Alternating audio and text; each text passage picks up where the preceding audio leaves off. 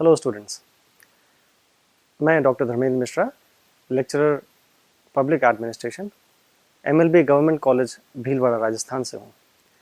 आज मैं आपसे बात कर रहा हूँ हमारे देश के अंदर controller and auditor general of India के बारे में, जिसे हम C&AG या कई बार नॉर्मल भाषा में कैग भी बोल देते हैं हिंदी के अंदर। C&AG वो संस्था है हमारे देश की जो हमारी सरकार के खर्चे जो होते हैं, जो बजटेड खर्चे हैं, जो हमारी वेरियस मिनिस्ट्रीज और डिपार्टमेंट्स काम कर रही हैं, उनको ऑडिट करते हैं। दुनिया भर में सारी सरकारें जो मॉडर्न गवर्नमेंट्स हैं, जो लोकतांत्रिक तरीके से चल रही हैं, वो अपने खर्चों के लिए अकाउंटेबल होती हैं, उत्तरदायी होती हैं टुवर्ड्स द लेजिस्लेचर, कि वो अपने खर्चों को वहीं से अप्रूव कराती हैं। वो अपने लेजिस्लेचर जो होते हैं, व्यवस्थापिका, वहाँ से उसे अप्रूव कराती हैं, उसे बजट कहते हैं हम। और बजट जब पास हो जाता है उसके बाद वो सारे सरकारी विभाग और जो मंत्रालय हैं वो उन खर्चों को करते हैं, पूरे देश के अंदर उनको इम्प्लीमेंट करते हैं, उन स्कीम्स को। सारे विभाग अपना काम करते हैं और फिर बाद में अपनी रिपोर्ट्स बनाते हैं। ये जो अकाउंट्स हैं जो ये सारे सरकारी विभाग बनाते हैं, उनकी ऑडिटिंग का काम होता है, जिसे हम अंकेक्षण कहते हैं। ये एक संस्था करती है, जिस संस्था का अध्यक्ष होता है कंट्रोलर एंड ऑडिटर जनरल हमारे देश के अंदर। ये एक संस्था बहुत अहम रोल प्ले कर रही है और इन दिनों तो और ज़्यादा इम्पॉर्टेंट रोल हो गया है इसका, जब हम देख रहे हैं कि विभिन्न प्रकार का भ्रष्टाचार और देश के अंदर खामियां निकल रही हैं सरकारी खर्चों को करने में और उनके नियोजन के अंदर भी कई बार। तो आज हम देखते हैं कि क्या रोल है CAG का हमारे देश के अंदर, क्या रोल और ड्यूटीज़ हैं। सबसे पहली बात तो ये है कि ये एक ऐसी संस्था है जो हमारे देश के अंदर वित्तीय नियंत्रण स्थापित कर रही है सरकारी खर्चों के ऊपर, वित्तीय अकाउंटेबिलिटी स्थापित कर रही है।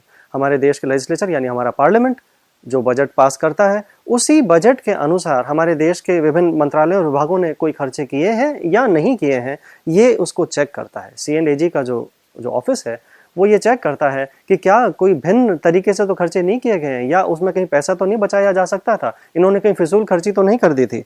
इसके अलावा हमारे देश के अंदर जो भी सरकार पॉलिसी बनाती है उसको देखना C&AG का काम नहीं होता है। पॉलिसी फॉर्मिंग या पॉलिसी फॉर्मुलेशन ये काम है हमारे पार्लियामेंट का। ये उसके अधीन, ये उसको नहीं चेक कर सकते कि पॉलिसी सही थी या नहीं थी। ये चेक कर सकते हैं कि सरकार ने खर्चे का तरीका तो सही अपनाया और वो बजट में था या नहीं था, या उसमें कोई एफिशिएंसी में कमी तो नहीं थी, कोई उसके प्रभावशीलता में तो कोई कमी नहीं थी। ये सब चेक करना इनका काम होता है। हमारे देश के अंदर C&AG के क्या लीगल प्रोविजंस हैं हम देखते हैं। हमारा कॉन्स्टिट्यूशन जो है, हमारा संविधान, वो हमारे C&AG को आर्टिकल्स 148 से 151 के बीच में उसको डिफाइन करता है।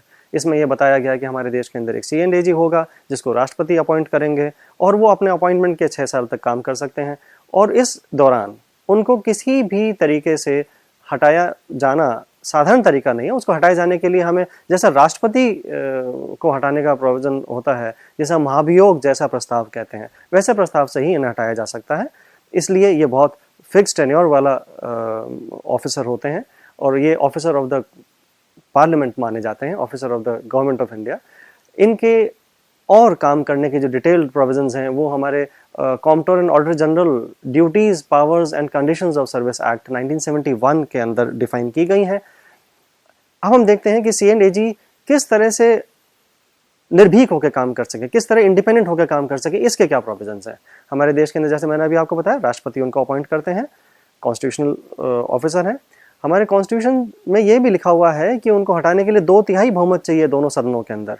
ये जैसे सुप्रीम कोर्ट ऑफ इंडिया के जस्टिस को हटाने का तरीका है, बिल्कुल वैसा ही तरीका है। इनकी सैलरीज और इनके सेवाओं की शर्तों को इनके कार्यकाल के दौरान नहीं बदला जा सकता है और ये कोई भी पद अपने सेवा काल के बाद सरकार के अंदर नहीं लेते हैं। ऐसे प्रथा चल रही है, कन्वेंशन चल रहा है। इसके अलावा हम ये देखते हैं कि इनकी जो पावर्स और जो हैं उनको राष्ट्रपति इनसे कंसल्ट करके ही चेंज कर सकते हैं, या जो इनके जो खर्चे हैं, इनके ऑफिस के खर्चे हैं, वो हमारे कंसोलिडेटेड फंड ऑफ इंडिया पे चार्ज होते हैं, उनको वोट नहीं करा जाता पार्लियामेंट के अंदर। इसी तरह हम ये भी देखते हैं कि इनकी जो ऑडिट रिपोर्ट्स हैं वो पार्लियामेंट के अंदर आती हैं थ्रू द राष्ट्रपति। ये अपनी रिपोर्ट राष्ट्रपति को देते हैं, राष्ट्रपति उसे पार्लियामेंट के अंदर देते हैं। तो इस तरह हम देखते हैं किसी भी मंत्रालय या किसी भी विभाग के अधीन इनका कंट्रोल नहीं आता है, ये बड़े इंडिपेंडेंट हैं। इस तरह हम ये भी फाइंड करते हैं कि जितने भी officers controller auditor general of India के ऑफिस में काम करते हैं वो सारे Indian audit and account services में कहलाए जाते हैं और वो यूपीएससी के थ्रू उनका सिलेक्शन होता है। यूपीएससी संघ लोक सेवा आयोग एक बहुत इंडिपेंडेंट बॉडी है, वो अपॉइंटमेंट्स अपने एक बहुत स्ट्रिक्ट एग्जामिनेशन से करती है। पूरे देश के अंदर वो एग्जामिनेशन होता है, जिससे आईएएस की भर्ती भी होती है, आईपीएस की भर्ती भी होती है। उन्हीं भर्तियों के तहत इनकी इनकी भर्ती होती है। इनको डिसमिस करना, इन ऑफिसर्स को इनका रिमूवल या डिसमिसल में यूपीएससी को शामिल करके ही वो तरीका अपनाया गया है। तो इसलिए डिफिकल्ट है इन लोगों को अपने सेवा काल से बीच में हटाना। ये प्रावधान इसलिए किए गए हैं जिससे ये निर्भीक होकर काम कर सकें। हम ये देखते हैं कि सीएंडएजी के क्या लिमिटेशंस हैं हमारे देश के अंदर काम करने में।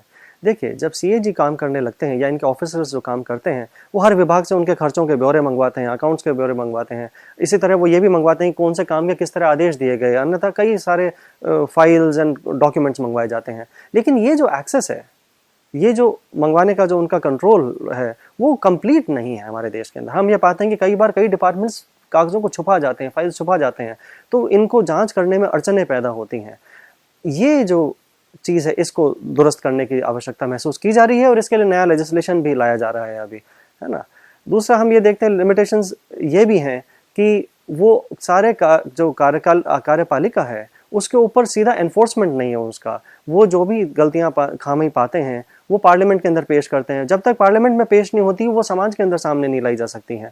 ऐसा हमने देखा है कि कई बार गवर्नमेंट जो है वो पार्लियामेंट के अंदर रिपोर्ट को टेबल नहीं करता है, उसको देरी कर देता है। तो सीएजी ने तो गलती बहुत पहले पकड़ ली थी, लेकिन जनता के सामने वो नहीं आई। सरकार अपने आप को बचाने का तरीका निकाल देती है। इस कमी को भी दूर करने की कोशिशें इन दिनों जारी है। हम नए कानूनों के अंदर हो सकता है आगे देखेंगे कि इसमें दूरी हटा दी जाए। दूसरा ये होता है कि जब पार्लियामेंट में रिपोर्ट्स आ भी जाती हैं तो उन रिपोर्ट्स के अंदर कई दिनों तक उस पर बहस नहीं होती है, कोई चर्चाएं नहीं की जाती, बहुत लंबी पेंडेंसी है। अभी रिसेंटली डेटा आया था कि करीब 800 रिपोर्ट्स अभी भी पेंडिंग हैं, जिनके ऊपर सरकार अपना एक्शन देने की बात अभी विचाराधीन चल रही है। तो ये वीकनेस है, जल्दी एक्शन नहीं होगा उनके ऊपर तो वो जो अकाउंटेबिलिटी, जो हम उत्तरदायित्व हम एस्टैब्लिश करना चाहते हैं वो और मुश्किल हो जाएगा। हमने देश के अंदर ये सुधार की प्रक्रिया चलाई है। हमारे देश के अंदर जो पिछले सीएजी आए थे उन्होंने भी काफ़ी स्कैम्स पकड़े हैं। उन स्कैम्स को उनकी रिपोर्ट्स आ रही हैं, मीडिया के अंदर काफ़ी चर्चा होने लगी है आजकल।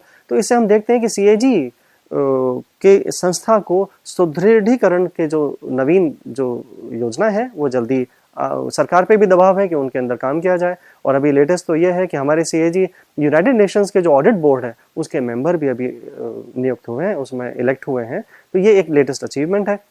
हम देखेंगे कि आने वाले टाइम के अंदर सीएजी का प्रभाव हमारे देश के अंदर बढ़ रहा है, हमारे प्रशासन के ऊपर उसका दबाव बढ़े, इससे भ्रष्टाचार से लड़ने के अंदर भी उसमें शक्ति आती है, उसमें बल मिलता है। तो सीएजी के बारे में आज इतना ही। धन्यवाद।